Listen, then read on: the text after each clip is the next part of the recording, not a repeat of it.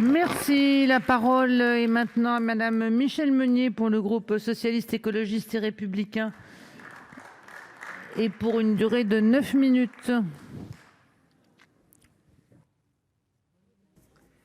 Madame la présidente, madame la ministre, madame la présidente de la commission des affaires sociales, monsieur le rapporteur, chers collègues, nous débattons ce jour de la proposition de loi portant diverses mesures de justice sociale et dont le texte transmis par l'Assemblée nationale porte principalement sur la déconjugalisation de l'allocation adulte handicapé.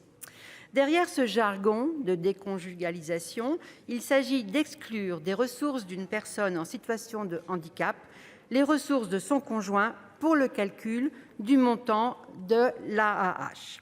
Il s'agit d'une réelle mesure d'indépendance financière, de conquête d'autonomie, et l'on sait que ce terme est porteur de sens chez les personnes dont l'état de santé limite les pleines capacités à vivre en société. Pour les parlementaires que nous sommes, la question de calculer le montant de l'allocation en fonction des revenus de la seule personne en situation de handicap et non des revenus du foyer n'est pas nouvelle. Cela a été rappelé. Nos collègues de groupe de gauche à l'Assemblée nationale avaient cosigné la proposition de loi déposée par Marie-George Buffet en décembre 2017. Les mêmes, au printemps 2018, rejoints par une poignée de marcheurs et marcheuses, avaient déposé le même texte et proposé la création d'une commission spéciale, refusée par Madame Bourguignon, alors présidente de la commission des affaires sociales de l'Assemblée nationale. Dans la foulée, Laurence Cohen et nos collègues communistes sur ces bancs avaient déposé la proposition de loi examinée au Sénat à l'automne 2018. Il s'agit donc d'une revendication de longue date portée par le secteur associatif du handicap, notamment par l'APF France Handicap et son mouvement Ni pauvre ni soumis.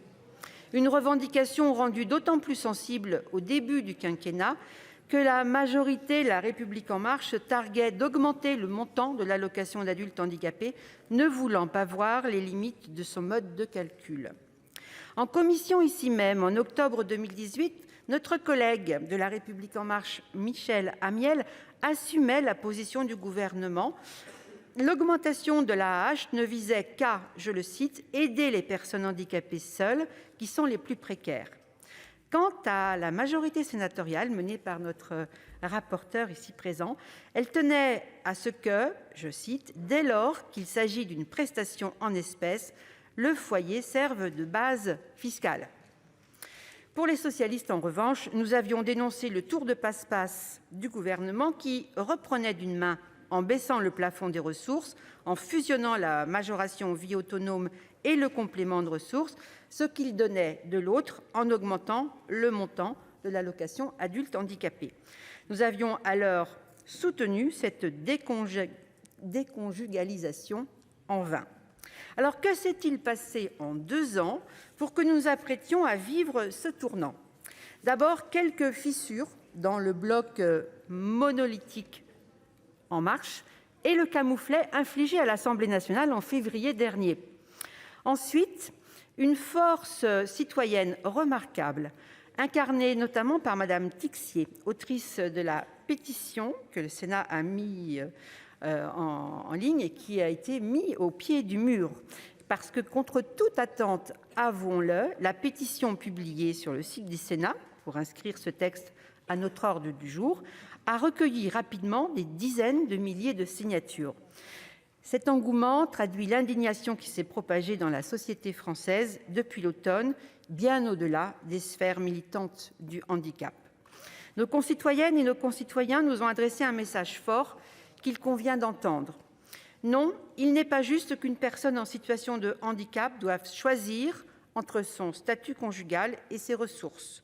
Il n'est pas juste qu'étant dans l'incapacité d'assurer ses revenus par le travail, elles doivent dépendre de ceux de son conjoint ou de sa conjointe pour percevoir une allocation. Comme lors de l'audition de Madame Tixier par la commission des affaires sociales, je veux souligner la détermination de celles et ceux qui ont contribué au succès de la pétition. Elles ne savaient pas que c'était impossible, alors elles l'ont fait. Non seulement nous examinons cette proposition de loi, mais il me semble que nous allons parvenir à une réelle avancée parlementaire. En conséquence, le groupe socialiste, écologiste et républicain apportera son soutien au texte issu de la commission. L'article 3, ainsi modifié par Philippe Moulier, notre rapporteur, supprime la prise en compte des revenus du conjoint dans le périmètre des ressources de la personne sollicitant l'allocation adulte handicapé. En complément, le dispositif transitoire de 10 ans permettant de continuer à bénéficier du mode de calcul actuel s'il est favorable permet de repousser l'entrée en application d'une déconjugalisation qui faisait craindre 44 000 foyers perdants.